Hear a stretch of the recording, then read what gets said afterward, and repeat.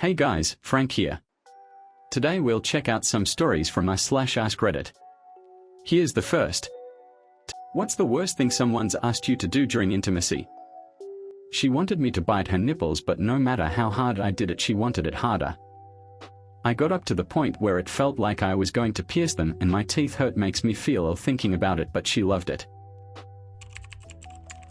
She demanded I stick the biggest dildo I had seen in real life up her butthole. She proceeded to suck my cock that hard, I swear the sheets on the bed went up the crack of my bum. Basically roleplay where I'm black by the way, was supposed to be like a slave and they would call me An. Roleplay as their sis. Yeah, didn't happen again. She wanted to ride me while I played Doom 2016 on the PlayStation. And then she bit me right on the nose, hard enough to draw blood. I was not into either aspect. Get your belt. Hit my nipples. I was never into BDSM stuff, so it was a bit of a shock for me. Are you done soon? As she is completely dry and it hurts even for me. That was when I was younger. Now I learned to do preliminaries. Hurry up because I'm getting tired. Finest girl I ever met in my whole life, want to take her home, make her my wife. Knew she was a freak when she started talking. She said, "Frick me like we ducked Bin Laden." He asked me to be his mistress after he got married to someone his parents chose for him. While I was on top of him and he was inside me. That was the start to the end of our 1-year relationship. To speak like Arnie Schwarzenegger. My only ever attempt at a one-night stand, we met at a bar, danced a little and then went back to my hotel. Things were progressing exactly as I expected, and the words that I 100% was not ready for came out. Punch me in the face when you frick me. Like, slap you or choke you a little. Okay, I'm down I think. No, punch me in the face as much as you want. With your fist. I don't kink shame. But I'd known her for 4 hours. Heck nah. To quote her exactly, "Oh frick, I'm done, good night Louie." In Peter Griffin voice, "Can you drive me to my grandmother's tomorrow?" To bite on the jerk. We'd discussed kinks prior to the hookup, but they didn't bring that one up, and they were quite insistent on it. And they did not want me to go easy on them. Also, I think they stole the vibrator I brought over, but I also might have just lusted on the way home. Ship on me and let her play in it. Or let her fart on a chocolate cake and tried to get me to eat it. Lick her armpits while she was on top of me. When I did it, she started moaning like a dying cow. It took me a while to process, and I never ever did that again, both her and the armpits thing. Told this story before, but on a one-nighter she turned on a life-sized electric eel. It had red eyes. I went to turn it off, and she demanded, "Leave it on." Hide in the closet because her BF stopped by for a quickie. Slap her in the face and spit down her throat. Caught me way off guard. I was just like, "I don't think I want to do that." She was super cool about it and we moved on, but it definitely surprised me lol. Eat poop. I left and lost her phone number. The only thing I've ever been asked to do and turned down was being featured in her OnlyFans content. Take out the recycling. It's not part of it, but it's still very important. Make little cuts in each other's chest and suck the seeping blood. It was just after we watched Interview with a Vampire. It made me feel weird, but was kinda hot. Second woman I ever had intimacy with wanted to try anal. Cool, never did it before at the time, so I was down. Everything was going well and then she wanted to go back to blowing me. Ass to mouth. Thankfully it was a hard pass on both sides when we realized it's not like in corn when it always comes out clean. We were both like 19 at the time. Got a good laugh out it. You're small. I am not pursuing relationships anymore. Had someone tie me up then use a toy I specifically and explicitly asked not be used. If I had been more open I'd have enjoyed it and he took it personal. I should have left then. The trust had already been gone so long by then though I just decided it'd be another reason to hate him. But clearly I couldn't leave. I wasn't able or capable. That's what he said. I have more than enough of these. Why was I so stupid? Was hooking up with a guy for the first time when me if I liked it rough. I replied, yeah a little.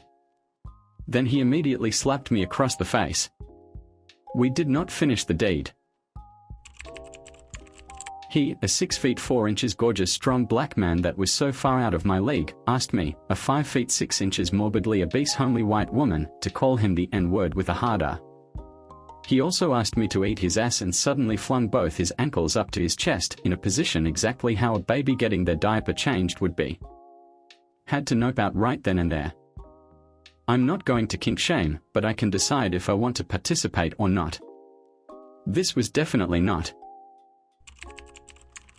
Hey Reddit, what's the sexiest intimacy you've ever sexed in your sexy life? He wanted me to put a pizza cutter handle up his butt. I'm not into butt stuff to begin with, but I'm super not into cutting my hands up while doing butt stuff. I also had a guy want to put a baseball bat in me. I politely declined. Here's story 2. What movie absolutely destroyed you emotionally? The Land Before Time. God, that scene where his mom dies is just gut-wrenching. Though it's got close competition with Fox and the Hound. All the feels. P.S. I Love You. I watched it shortly after my mum passed away not realizing what it was about. I was sobbing 15 minutes in and couldn't watch anymore. Where the Red Fern Grows. Fox and the Hound. All dogs go to heaven. Even worse when you find out what happened to Judith Barcy. Grave of the Fireflies. It was years ago. I'm still not okay. The opening scene of UP did more emotional damage to me than anything else I've seen on screen. I watched it with a friend and her 3 little kids. Her kids were definitely confused to see 2 grown women weeping inconsolably over a fun movie. Atonement. It's been like 20 years and I still haven't forgiven Saoirse Ronan. Dear Zachary. I was a wreck for weeks. The first time I saw Saving Private Ryan. I'm not even a military veteran. Never even thought of joining. But that movie is gut-wrenching for me every time I watch it. The horrors of WW2 aren't something I'll ever forget. And the acting is superb. The Boy in the Striped Pajamas. I was screaming at the TV, no, no, no. Don't go in there, and cried afterward for hours. I will never watch that movie again. It will wreck me. Eternal Sunshine of the Spotless Mind. What's eating Gilbert Grape and Basterp out of Carolina? Big Fish.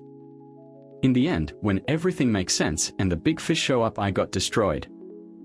I just got divorced but still madly in love with my ex-wife and was pretty lonely.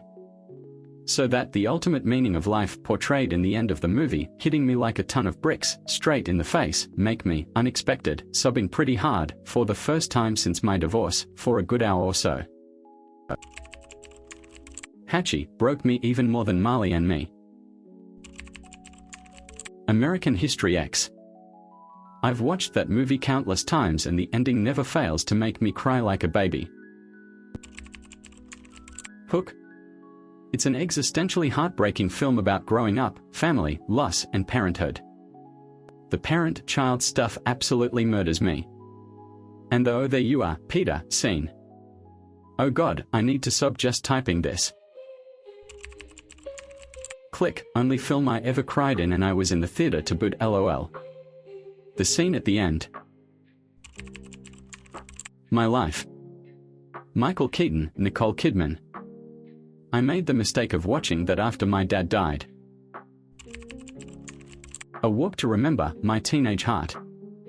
The funny thing was that DVD was like the sisterhood of traveling DVD. Every friend borrowed it and cried. One bought the soundtrack. It was like we tortured ourselves every weekend with that movie with each other, haha. Forrest Gump. Is he smart or? Anyone else already feel emotional just reading comments? LOL. Onward. No kids movie has any right to be so beautifully emotionally devastating. Dead Poets Society, not a movie, but the series made. Brave Little Toaster and Homeward Bound. Winter's Bone. The depiction of severe rural poverty was spot on. Unexpectedly brought up a lot of stuff that I thought was buried. Saving Private Ryan. The scene where Private Mellish gets stabbed to death absolutely haunted me. I've never been able to watch it again.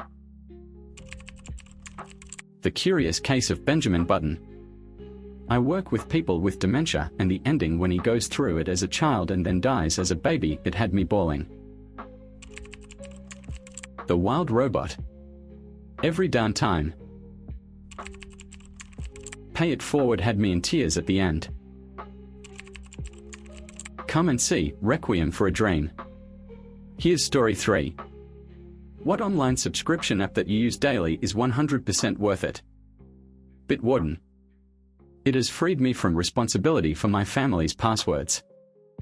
We all share passwords for streaming stuff, Netflix, Disney, etc., so I never get asked for PW anymore. Best $40 I spend all year. Spotify, no doubt. I use it every single day. Surfshark. Or whatever VPN floats your boat. Ain't no way I'm doing ID verification every time I want to drop by Pornhub. I use YouTube Premium daily. It also gives me YouTube Music, which I also use daily. Obsidian MD. I am writing a lot of notes for Dungeons and Dragons, and having them synced between all my devices is amazing. Sweepy. It's my ADHD housekeeping brain. I entered all my chores by room, rated their difficulty from 1 to 3, and set how often they need to be done. The app will automatically generate a daily cleaning schedule for me based on what needs to be addressed, and spreads the more difficult chores out so I never get a bunch of hard chores stacked up in the same day. At this point I can't remember what upgrades are included with the paid subscription versus the free version, but it's an app one use every single day without any complaints at all. 10/10. Dropout.tv, it's the only streaming service that feels like it's worth the money every month. Dailyo, a diary app. It has a free version, but from the amount I use it I decided to get premium.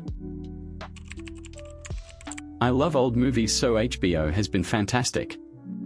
They have hundreds of great movies from the 30s to 60s and lots of great foreign films as well. It's got to be YouTube Premium. I was so against it for ages because it is at the higher end of price for a subscription, but after getting a 3-month free trial, I can't go back to the ads. Medisafe. Reminds me to take my medicine and timestamps when I do. Great reminder, as I often forget, and you can put in your daily and weekly meds. Also, the history is there, so it is good for showing a doctor. And, if all else fails and I have some type of issue, the lock screen notification could inform somebody or a medical professional of the specific med dose I am supposed to be taking at that moment. Truly a lifesaver. Viki Rakuten. I have access to hundreds of KFC, Taiwan dramas. One of my best apps. Honestly, Spotify and YT Premium. Daywise. It hides all push notifications and batches them so you only get notifications 4 times per day, or whenever you configure it for. You can also choose which apps to allow push notifications so that your messaging apps, banking apps, etc. can send regular push notifications with time-sensitive information. It's a subscription service, but they offer a one-time payment option too. Best money I've spent. Duolingo Plus might seem unnecessary, but it's been incredible for my language learning journey. The heart system stressed me out before, but now I can make mistakes without anxiety. Been learning Japanese for 452 days straight. Todoist. Best to-do app I've found. Pocket Casts. It's still the best podcast app, one reckon. Spotify. The whole family uses it for multiple hours a day. Runner. Expensive but keeps me focused and helps me avoid procrastination. NordVPN. I can play music apps, TV streaming services and apps when outside the country. I can also watch blacked out baseball games when I'm home in the US. For me it's Apple One. I never want to give a cent of my money to Spotify again. I want iCloud storage I can share with my family. I enjoy all sorts of games and my only requisite is that they must not have in-app purchases. I enjoy some of the shows on Apple TV. Getting all of that from a single subscription is really convenient for me. And it's the only subscription I pay for every month. I do subscribe to other streaming services, but I usually get just 1 month and then cancel. Yuka. Allows me to check if the products I'm buying are vegan or gluten-free, my son is celiac, and provide any with alternatives. Amazon Prime. Between video, free shipping, photo storage and pharmacy you get a lot of bang for your buck. Also Bloomberg app. Best source for financial news and politics. Macro Factor, it's really helped me control my diet easily to where I can lose or gain weight as I need and be more aware of the damage control I need to do if I binge on something. EXR, a rowing app with virtual courses and trainings. I've tried a bunch of different options and this one works great for the price.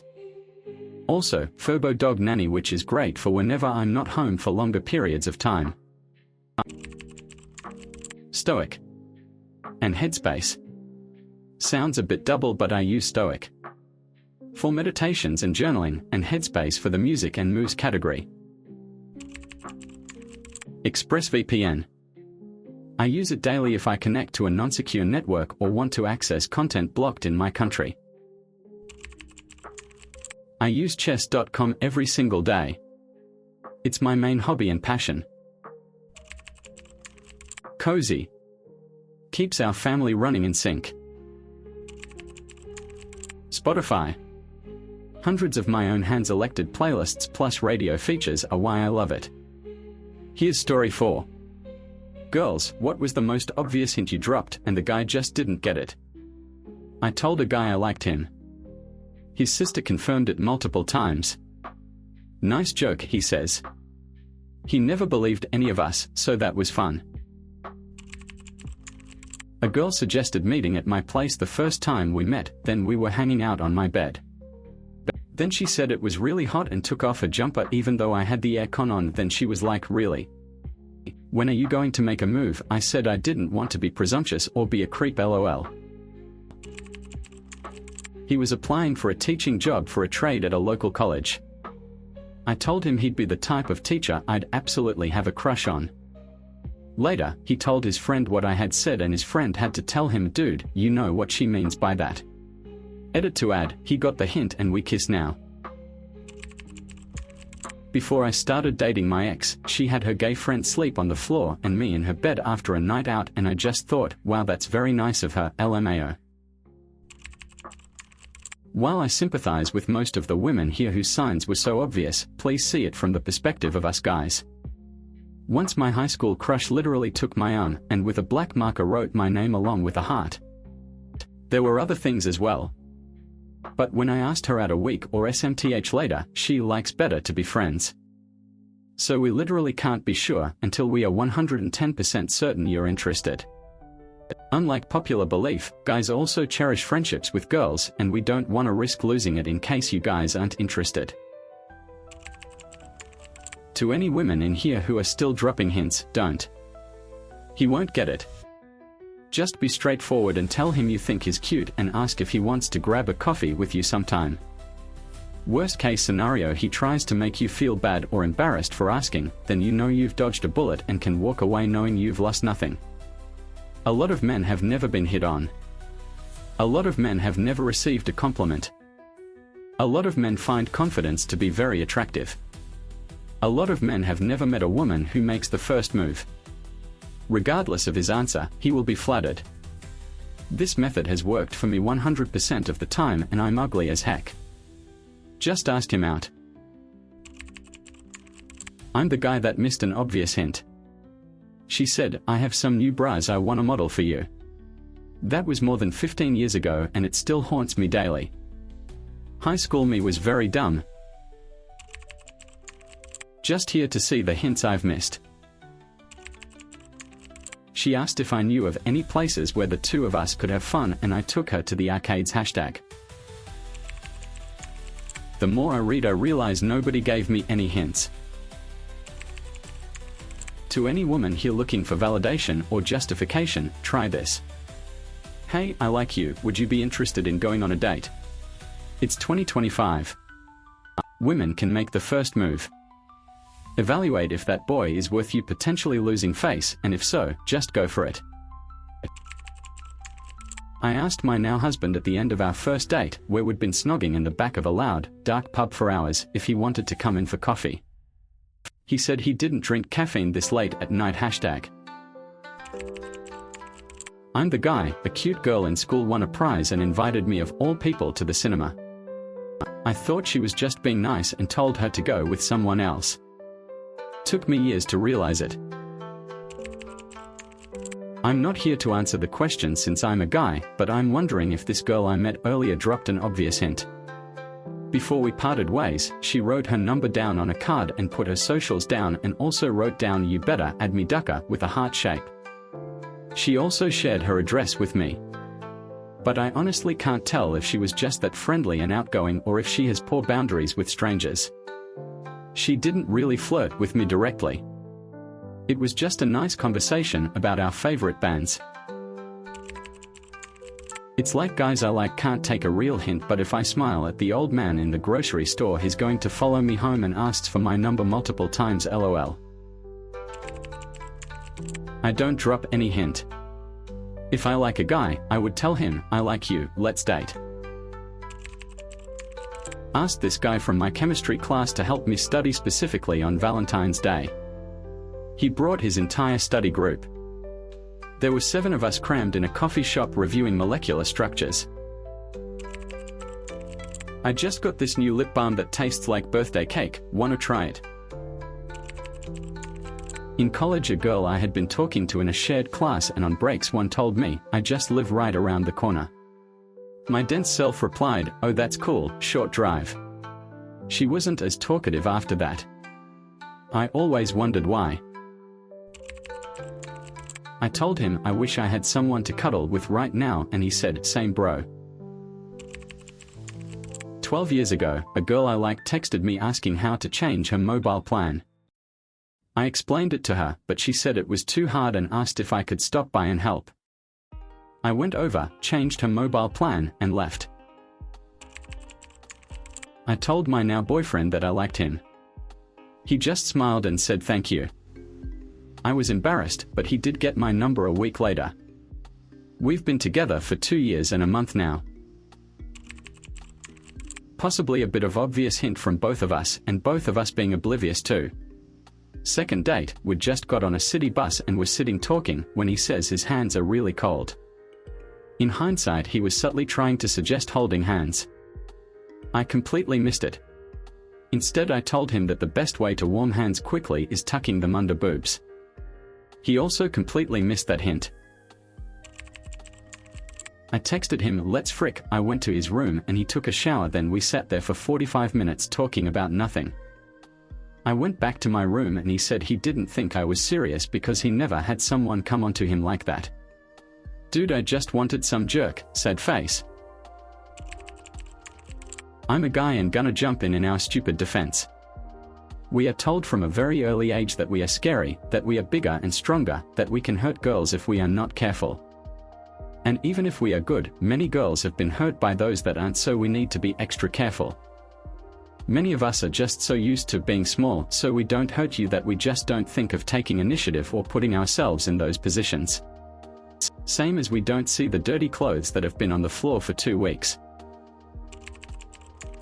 I'm a man. But one I almost missed, lady at a bar and I were flirting and making googly eyes. She invited me back to her place for coffee.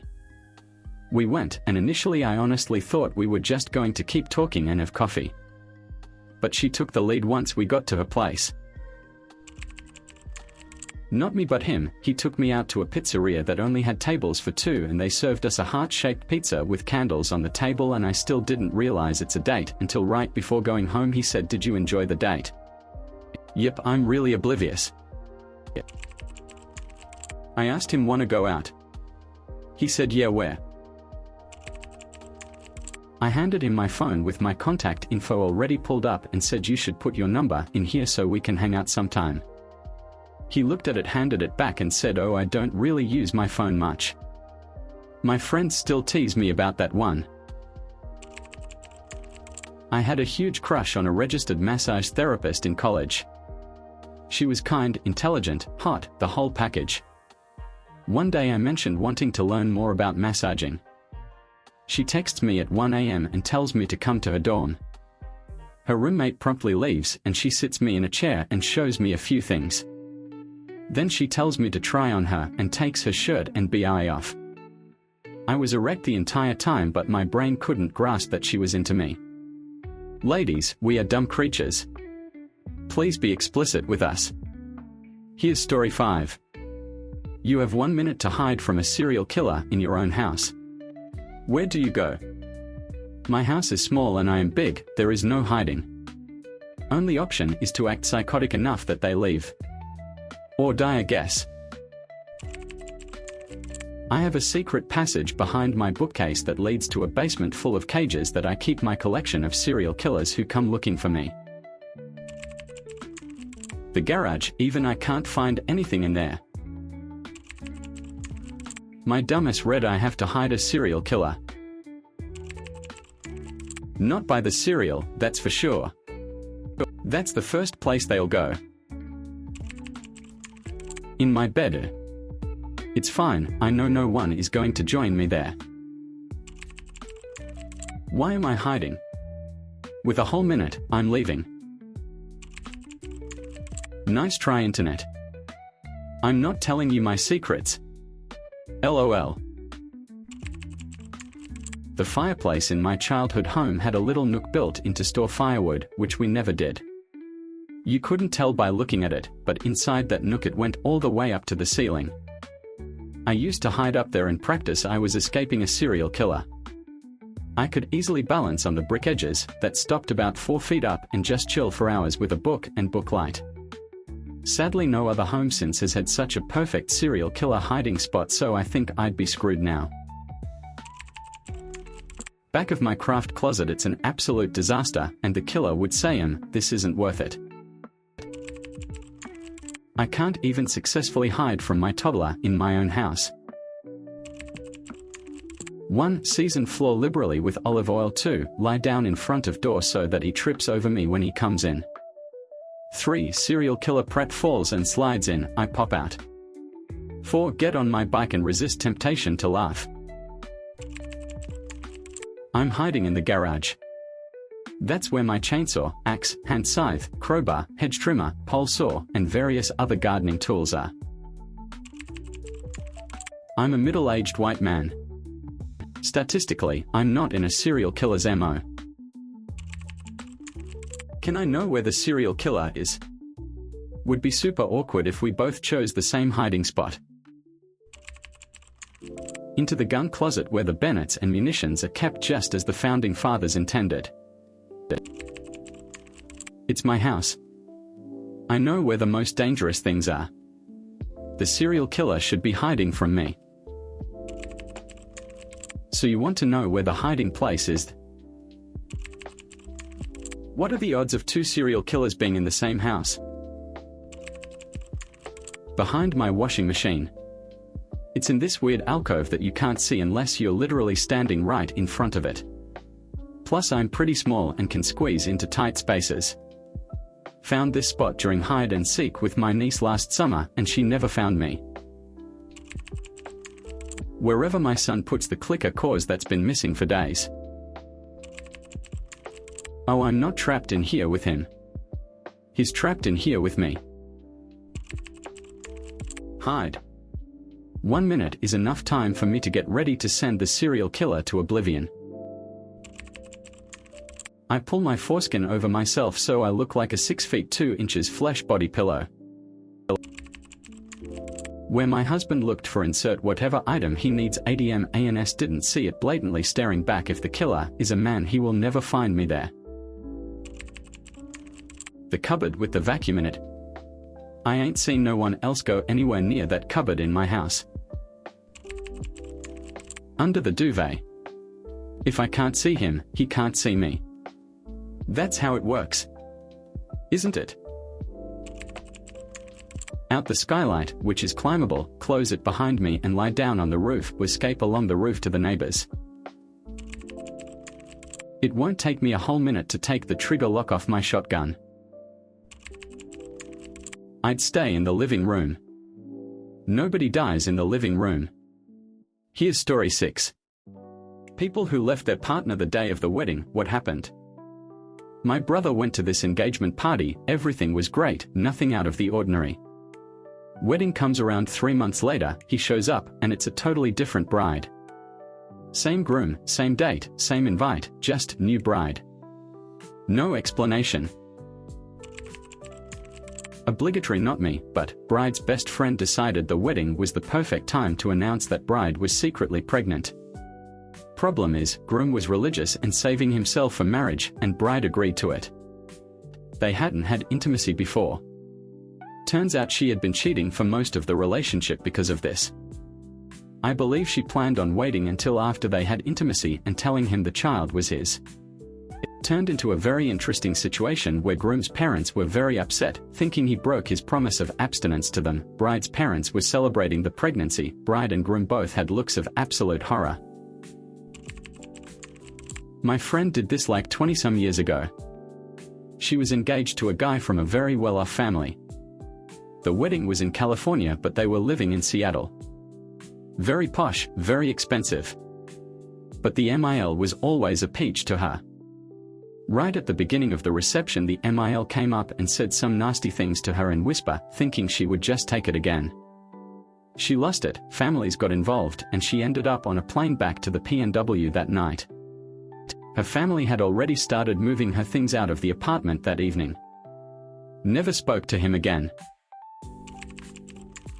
My wife's family has a story from the early 1900s in which a bride and groom had courted mostly by mail.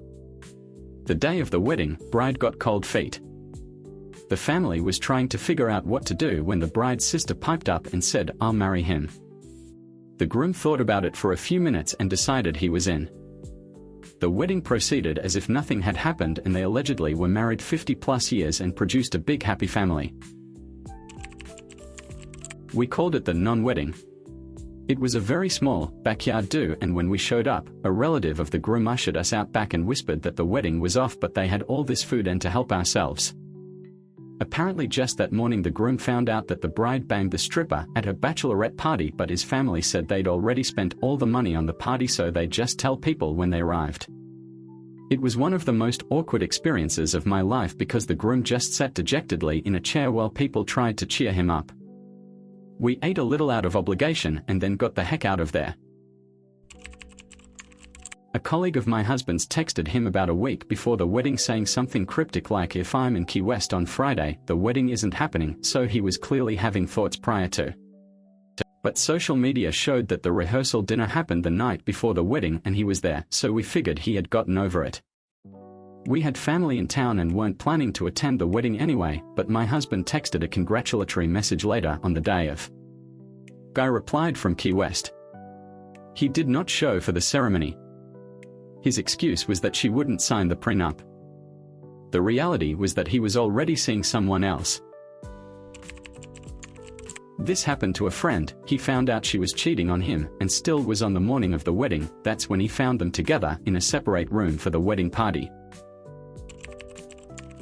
It was my sister and it wasn't the day of the wedding, but on the honeymoon cruise she found his drug fentanyl shoot-up kit.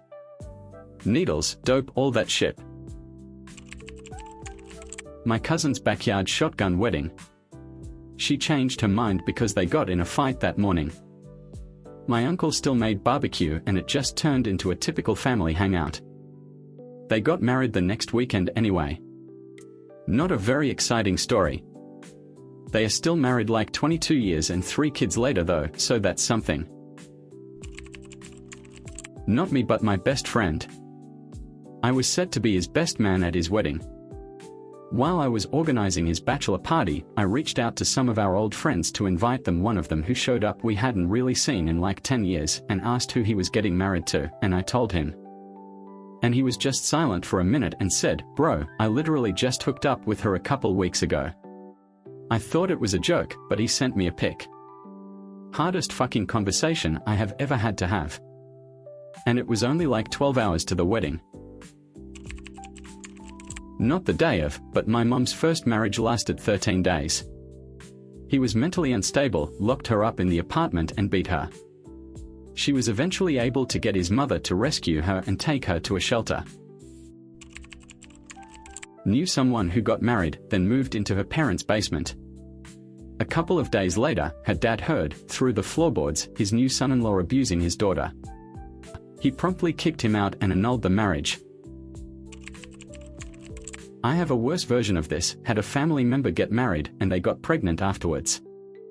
Seemed all good. The day of the birth, the dude decided he didn't want to be a father and left to never be seen again. Never even saw the kid. My dad left his bride at the altar. It wasn't my mom, it was years before. From what he told me, the relationship was quite toxic and got worse during the wedding preparation. My dad apparently warned her that he was very close to calling everything off. She told him he didn't have the guts to do it. So when the civil agent asked him if he was willing to tacker the lady as a spouse, he said no. She, rightfully so I would say, was enraged and her family tried to beat up my dad, who swiftly left with his best friend. They still got married a few months later but got divorced pretty quickly. I don't know if this counts, but my grandma killed her first husband on their wedding day. She was 15, it was arranged and divorce wasn't an option, so she was like, all right, murder it is. Near miss story, my dad's best man tried really hard to talk him out of it. He knew the bride, apparently better than dad did. 15 years of screaming at each other later, and 2 kids, they divorced and never spoke to each other again. Not me, but I was the best man. Incredibly weird vibes from the very religious family of the bride the whole time. My friend the groom is Muslim and black. Her family was always nice to him but would say shit like, well, with whoever you end up marrying, to her in front of his face, even after they were engaged. She literally just never showed up, neither did her nor her entire family, and they never RSVP'd. Yes, they haven't spoken a word to each other to this day. She married some blonde dude within 6 months and lives in, drum roll please, rural Alabama. My sister-in-law called off her wedding 1.5 months out because she was going through a deep depression. It was so tough, but her fiancé understood that it wasn't because she didn't want to marry him, it's that she couldn't find any joy in life at that stage and it was the wrong time to get married. They are still together and have 2 kids now and are very content with life. Not exactly the day of the wedding, but close. They divorced a month later. Why? The groom left his wife for a waitress. A waitress from his own wedding. My cousin Shay did this. There was a sitting area out of the way, out of sight behind a grove of trees at the wedding venue. Her and the bridal party and photographer decided to take the stone path that led behind and around it for some pretty photos. They all walked around the corner to the groom getting a BJ from the best man right as he popped off. They didn't notice the group of people standing there in shocked horror because they were a ways down. She kicked him and his family of friends out and we still had a party afterwards. She met her now husband at the reception.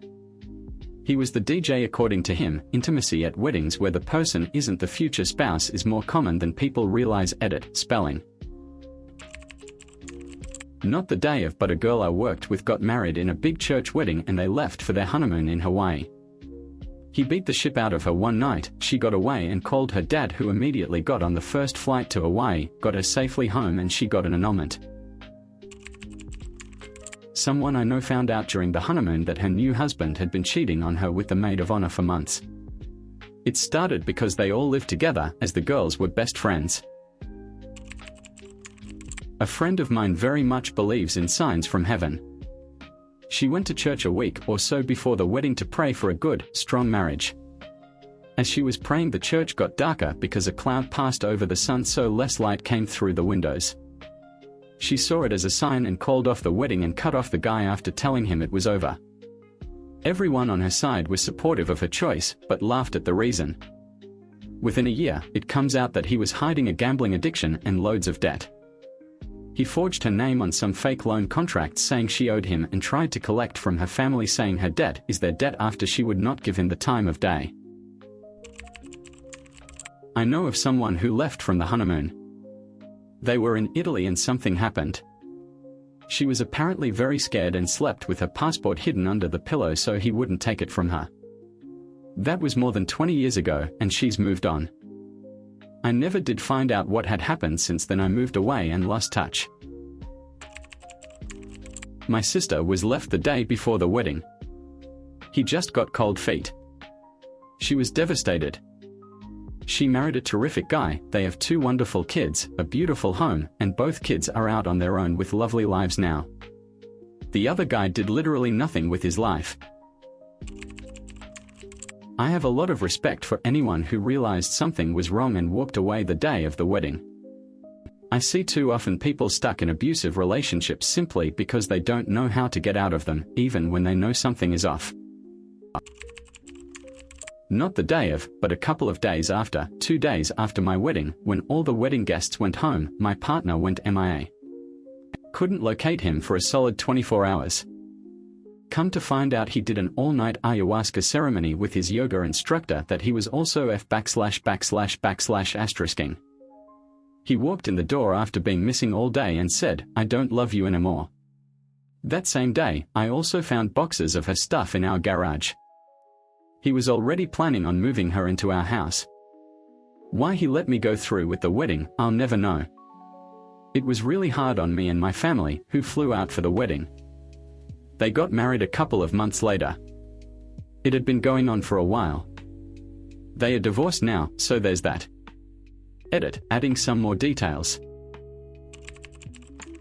My friend did this, just turned off his phone and didn't show up at the ceremony. When I asked him about it, he said, "Well, I just woke up that morning and thought to myself, nah, frick this." I was bartender at a wedding. Groom got crazy hammered. Even after I cut him off, he kept drinking other people's drinks. Later that night he made out with an also drunk bridesmaid, pretty much right in front of the bride. She slapped him hard and stormed out. It was trashy as frick and I loved it. I'm related to a woman who was unfortunately left after the wedding. Dude was marrying her for citizenship or something and just disappeared into the wind a few weeks after they got married. Here's story 7. Your username is a new religion. What are you worshipping? It's been obvious for a while already. Dogs. That aren't quite the goodest dogs, but they are okay. Extremely bright, shining antelopes, I guess. A delicious gate I have no need to explain further. Ha. We may eventually get around to something. Maybe. Just not right now. I guess I'm on some Phineas and Ferb mission, lol. Oh, you don't want to enter that. I don't know how it would be worshipped and don't want to find out. I'm just gonna be happy we finally get funding. Well, as a gay man, this worked out very nicely for me. We worship the 7 celestial inline skaters who are displayed as thick-thighed females in hot pants and tank tops adorned with headphones from which they get the divine messages. Rollerblading is not mandatory, but strongly encouraged in order to ascend in this lifetime. Priests wear teal synthetic jackets. A very lovely type of bee. Smiley face. My username already is an old religion. The Moni people of Papua New Guinea worship the bondage, a type of tree kangaroo, as an ancestral spirit. Otters, tacos, baseball, this holy trifecta has been my religion for ages already. Turns out I already worship this. LOL myself I guess. Nani Romanov is just my name. Oh dear LOL I guess I'm gonna have to say jerk. A McDonald's menu item with a speech impediment. Cannibal monk, prays at dawn, prays at dinner. Fish, teas, and cows. Which I guess isn't far from other religions. My time is now. Worship the egg. IDK. Cause is no one worth to know. Either gluten or Germany, I hope it the first one. Well, my username is loosely inspired by Taoism, so I guess nothing new. I think my followers would be pretty awesome. ID worship mushrooms. Could be worse. I never thought of it this way, but my username does sound a lot like an evangelical church. And yes. Garage sales, kimchi, bacon, apple pie and donuts are our disciples. I'm not saying it's aliens, but it's aliens. The day when laundry gets done. Almost believable. Okay, wow, bigger reasonable changes coming to the world. George Bernard Shaw. He would be appalled. Here's story 8. Who or what made you love your life again? Moving to a tiny mountain town after 15 years in corporate. No more 3-hour commutes or midnight emails. Now I work at a local bookstore, drink coffee on my porch every morning, and actually see the stars at night. Less money, but way more life.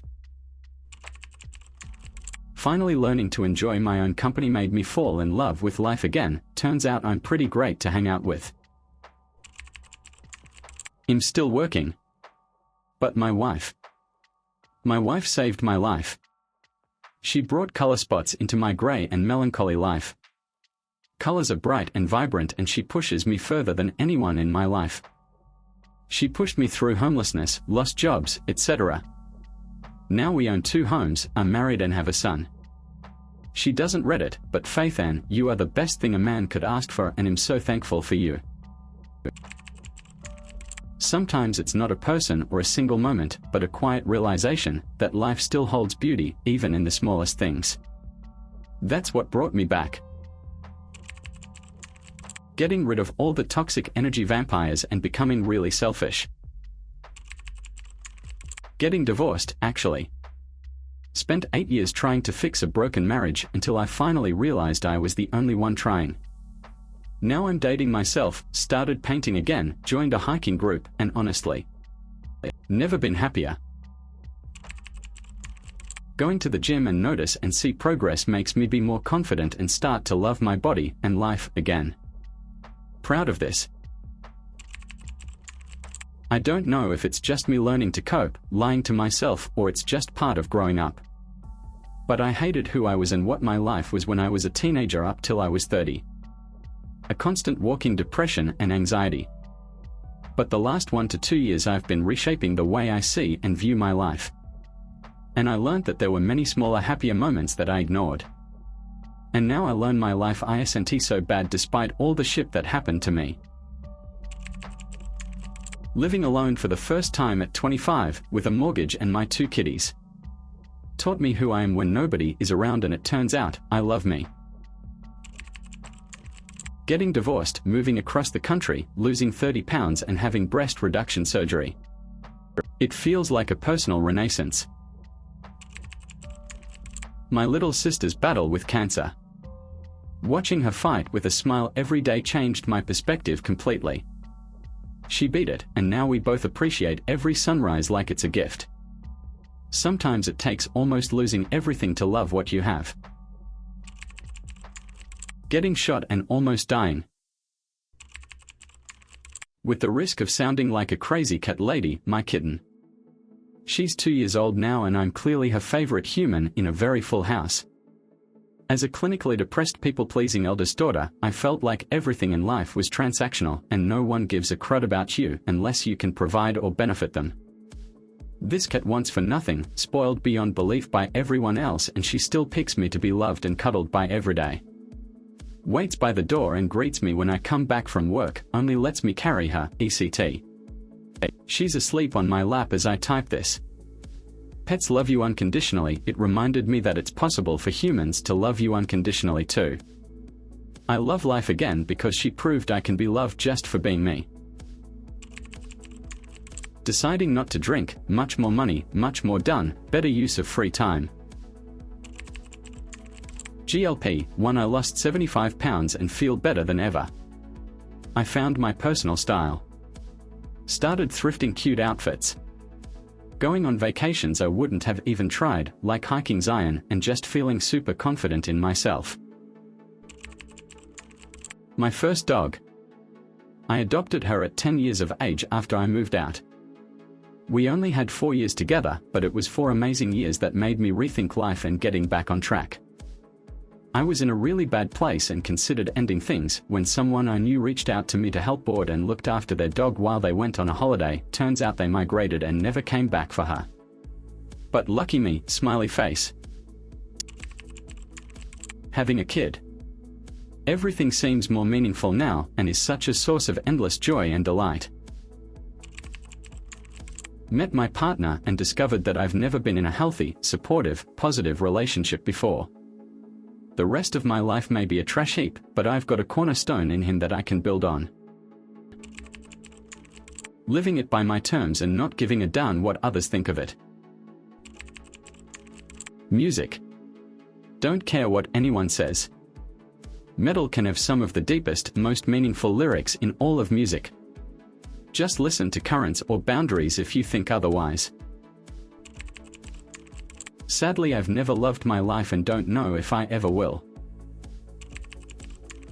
Realizing my parents are not as evil as I thought they were. I needed to find this thread.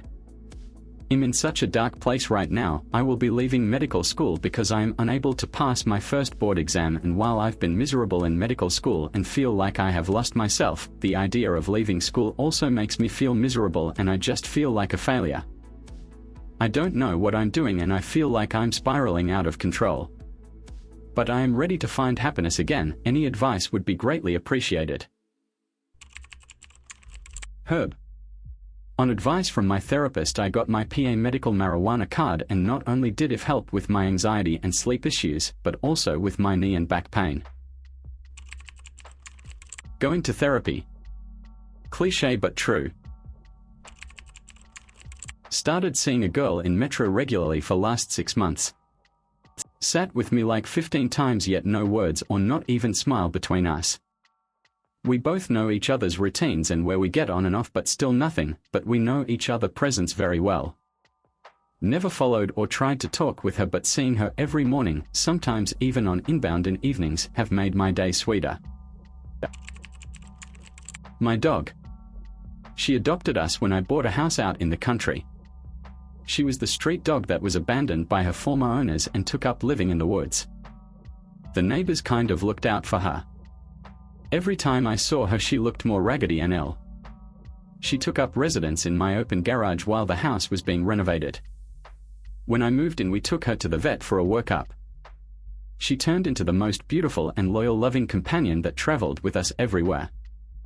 We lost her to lymphoma in 23. My heart is still broken from her loss, and it led to the adoption of 2 more rescues. Matilda taught me what it means to care for something outside of myself and to get outside and enjoy nature. I'm forever in her debt. Quitting my chronically stressful job at a toxic workplace.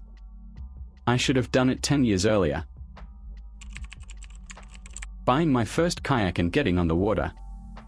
Started the journey to so many adventures in it. And one major loss, 100+ pounds of weight loss. I've been pretty miserable the last few years health-wise. Last year I finally decided to get on continuous birth control. Earlier this year I was diagnosed with reflux and I quit drinking alcohol and caffeine and moved to a more plant-based diet.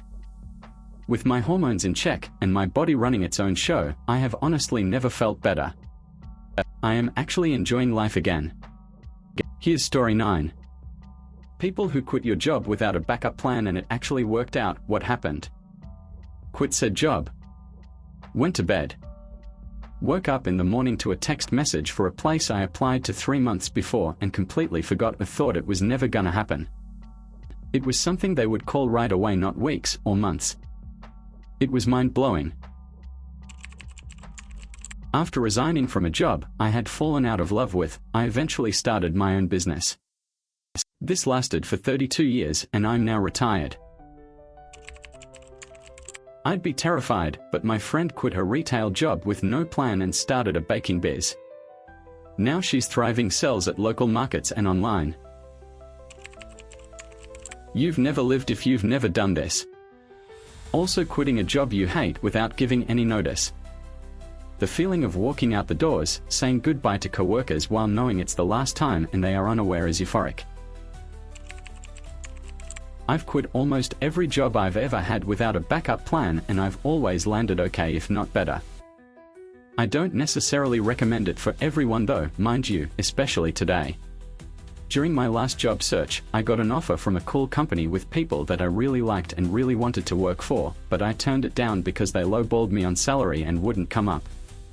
People in my life told me I was crazy and I lost my unemployment benefits too. Not a month later I took another offer at a competing company for the same type of role with double the base salary and a much better overall comp plan. I later got a few weeks back pay on my unemployment benefits on appeal as well. All I can say is you have to know your worth and bet on yourself sometimes. Just did it the other day. No savings, debt, etc. We'll let you know, lol. Down I had an answer until that worked out part. I worked as a manager in a just terrible place. Got demoted for doing my job and moved to a crudder shift and quit a few weeks later with no notice. Called a temp agency that day. 3 days later I was placed at a cool company that let me rapidly climb through the departments and learn new skills and actually compensated me and rewarded me for taking on extra work. And I met my boyfriend there. He's pretty great. I quit my art director job to go work on a farm in Hawaii. I followed my heart and it has not led me astray. You are not your job. I quit my job last October and have just focused on selling extra stuff I have and cashing in on other things I've had even longer. I don't have a plan, but it's working. I'm not looking for a job, it just has to be the right one. I'm too old to be mistreated, to feel taken advantage of, or to waste time pleasing people other than myself and those who are important to me. I chose peace over a paycheck. Scariest leap of my life, but somehow, the moment I let go, life made space for something better. Came back to a job after being on medical leave for 2 weeks. My boss avoided me for the first 5 hours of the day. When I finally got to talk to my boss, they said they were mad I didn't do my 2 weeks of work I had off before I went on medical leave. I walked out on that conversation. The next day I got a call for a job that I applied to a couple days before. Been at this job for 4 years. Sometimes walking away from what's safe is the first step toward finding what truly makes you feel alive. Taking that leap saved my soul. My no-plan backup currently involves seeing how long I can survive purely on questionable microwave meals and the sheer power of denial. My boss was having an affair with the owner and stunted any promotion opportunity to keep me on her team. Quit and had no plan. Served at a friend's restaurant for a couple months. Saw a job opening with a former manager I left on good terms with few years back. Reached out and was hired back. After a year and some change, applied to an industry-leading company for a job that is next step in my career and ended up getting the job a level higher than I applied to originally. Now after 5 years from that no-plan moment, I'm with an industry-leading company making well into 6 figures in a leadership role. Best decision I've ever made. It took work, perseverance, and some luck. Life is a wild ride. Ooh, I'm so glad someone asked this. I really want to know too, especially in the context of today's abysmal job market. I did it way back in the early 2010s, so it was easy to just get another job, so much so that I actually chose to be an independent contractor back then.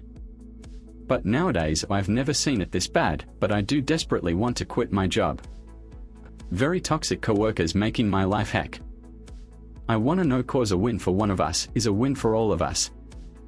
I want to believe I can make it out there if I leave this shitty job. I quit my software engineering job at a big company mostly due to burnout and stress. I planned to start a business or look into doing something else but ended up taking 2 years off and had to pick myself back up again. Ended up reconnecting with old boss and rejoined with significant raise in base pay and better work-life balance. I say keep in mind about how you quit and leave on good terms if possible because you never know who may be out there to help you. The company I worked at for 20 years restructured and offered everyone over 50 a severance package. I was 54 and a lot of my peers did not take it and told me not to either, saying 50-year-olds are basically unemployable. I took the offer and within 3 months was working again. I was hired specifically for my experience and am now mentoring a team of junior engineers. You'll let YA know in a week. My last day is tomorrow, frick Dominoes. Just walked off the job site yesterday morning. I put a post up on FB and had many PPL reach out to me with offers. For guys young and not knowing what to do, get into the trades. When you're experienced, you'll be able to write your own check. I was unemployed for 4 months, went back to said job because I wasn't getting anywhere with job interviews during that time. I was then assigned to temporarily care for an old client of mine whose spouse recommended me to provide hospice care for one of their business partners' parent. I did this for about 4.5 months until their parent passed and they took me on as an independent contractor to help manage the administrative tasks of their business. Worked for a chemical plant, was super dangerous and they ate OSHA violations daily because they could afford it. Worked 6 months, decided the pay wasn't worth dying or being maimed, quit and used my savings to float while I found another job. Quit, gave a few weeks notice to meet the savings goal I needed to live on for a few months. Last day I got home from work. Terrified because reality set in. Got a call that evening asking me to start on Monday. I hadn't heard from the interviews in months. Worked at that company for 12 years. Loved it. I've done it twice. First job I worked as a retail manager and a district manager. Buyer flat out told me, "We appreciate your input but you know we don't care what you think, right?" And I submitted my 2-week notice immediately when the call ended. Got a job within a couple months after moving in with a couple friends of mine. Left the next job way later than I should have but with a stack of cash. Used most of it to survive while getting new certs to start a new career. Took me a year and a half to land a okay job where I'm currently employed. I went from testing voltage and circuitry for microinverters that go on the back of solar panels, now I remove trees making more money. I'm only a month away from forbearance on my mortgage, but I made my mortgage in 3 days. So now I'm just 1 more month from forbearance. My advice, make sure you have some solid achievements in your field before you quit your job. I used to work as an ERP implementer. Every day, I'd visit different clients to train their employees on how to use the ERP system. The pay was good, but the downside was having to travel to different locations every day. After 3 years, I decided it was time to move on, so I quit. I took a 6-month break to recharge, and when I started looking for a new job, something unexpected happened. One of my former clients reached out to me. They needed an ERP administrator, and since we had worked so well together in the past, I agreed to take on the role. So, my advice, build a strong reputation and network in your industry before stepping away from a job. It can pay off in ways you don't expect. I ended up with several contract positions that paid much more than what I was making at the perm job I hated. This went on for about 2 years until I found a contract to perm job that I'm now at. Long story short, I make twice as much as I would have had I stayed at the miserable job with better benefits and it's remote. Unemployed for a few months. Found the love of my life. Moved to a new city. Found another job. Would definitely try again. I'll let you know next week, haha. I had a soul-sucking job. I loathed it with every fiber in my body. Collecting bad debt from poor people who couldn't afford it. After 18 months I quit. Lucky for me, my grandparents recently died. I got a nice amount as an inheritance. So me and my girlfriend decided to drive around the US and see what the country had to offer us. That was in 2011. My girlfriend is now my wife, we got kids. I have never regretted quitting that job once in my life. I got a better job when I got home, it took some time but it happened and I never looked back. They don't give a shit about you. Do for yourself. It helps if your grandparents die and leave you a tidy sum. Here's story 10. What is the elephant in the room people usually don't point out? They will usually ignore the rudest person in the room instead of calling them out on their behavior.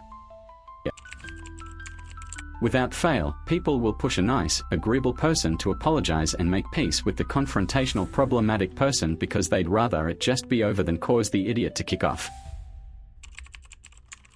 In a group of social drinkers, there will often be an actual person with problem. The group just kind of ignores it because it feels hypocritical to call them out when you are drinking as well. I think it's when family drama's breeding but everyone just pretends everything's fine at the dinner table. Like, we all know Aunt Karen's mad, but no one says a word. When someone smells bad. I get it, it's hard to phrase this without coming across like criticism and judgment, but quite often this person is nose blind to their smell. Just tell them and most of the time they'll alter their habits. The person ranting and raving about politics can't name the 3 branches of government. That most people are faking it, whether it's confidence, happiness or success, just trying not to fall apart in public. The person who always talks over other people. I have a cute little elephant figure my mom gave me in my kitchen and none of my roommates have yet to point it out. In the West, weight gain or loss change in appearance. In some countries they will straight up say to your face you got fat. The shitty parents with the shitty, snot-nosed kids. Proportional representation is actually the solution to a failing democracy. But none of the politicians want to pass it because the result of pro.rep is actual accountability to the voters. Not to take this too literally, but I'm significantly overweight and people tend to ignore the subject in conversation with me. I have a coworker who spent most of last year saying how anyone who votes is an idiot. This year he's going non-stop about how it's so unfair that Trump is in office. If a person treats other people like shit, especially partner abuse, but have some kind of cultural capital, like they own a cool venue or are in a successful band, people will look the other way and continue kissing this person's ass because they don't want to be excluded from the scene. The rates of child abuse and the fact that more often by far it is perpetuated by a parent, relative, teacher, preacher, coach, or someone else close to the victim child. The fact that threatening death of pedos causes an unintuitive resistance from victims to come forward about their abuse. The fact that Republican representative pedos are more numerous by a factor of 10 than Democrat representative pedos. Yes, there are convicted child abusers in office. The elephant is massive, and the facts are deafening and muting. The fact that people look at their phones while crossing a road. It terrifies me that people do that because one wrong move and a bike or a car or even a truck could hit them. I've seen mostly young people do this and it gives me so much paranoia. We are hurtling through space on a large rock with a molten core that revolves around a star at about 67,000 miles per hour, and no one can agree on how we got here. Many problems we are trying to fix in our society are normal reactions to extremely abnormal situations and environments. When someone is being intentionally rude and loud, why does no one call them out? Educational achievements doesn't make you smarter than other people. Sure, it can be true, but there are a lot of stupid doctors and a lot of smart lawyers. Trying to force someone to have your belief system is the same as them trying to push theirs onto you. Those people in positions of power who are seriously horrible people. If you point them out, you are gone, not them. The fact that white America has voted for the Republican candidate for president for the last 60 years. Always. Ever since the year that the Civil Rights Act was passed in 1964. Not a single Democrat has won the white vote since that year. The fact is there for all to see, but nobody really talks about it or what it means. Thomas Edison had nothing to do with the death of Topsy other than filming it. The system is collapsing and we all know it. America is owned by investment bankers and actively being made worse for a profit. Some people chew with their mouth open, making slurp sound. The President of the United States is a treasonous egomaniac who doesn't give a flying frick about anyone but himself, yet somehow he's convinced millions that everything he does is for them. It's asinine. It's obvious to anyone with half a brain cell. And yet, we are not saying it. Not really. Sure, we talk about it online. And yes, some of us are speaking up in the real world, loudly, bravely. But most people, silent. So many people just pretending it's not happening. From now until this ends, that's the elephant in every single room we enter. You in a group noticing someone who told something but no one noticed. Or you think someone did notice other than you but didn't choose to reply back to their conversation. Now you just feel bad about that person. Those were today's top comments, guys, interesting as always. Alright folks, follow for more stories with Frank.